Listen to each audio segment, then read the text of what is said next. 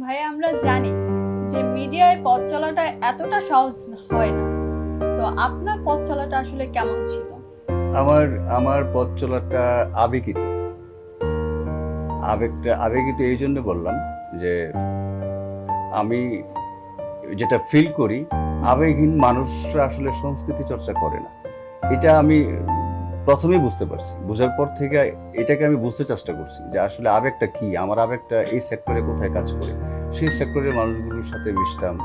মিশতে গিয়ে অনেক কিছুর অনেক প্রবলেম ফিল করছি, হুম। স্যাক্রিফাইস করছি। কি স্যাক্রিফাইস sacrifice স্যাক্রিফাইস করছেন? বলতে অনেক ক্ষেত্রে আপোস করছি। এখানে অনেক রকমের পলিটিক্যাল গেম থাকে মিডিয়াতে। হুম। আর এই সেক্টরটা সাধারণত পলিটিক্যাল গেমগুলির দ্বারাই নিয়ন্ত্রিত।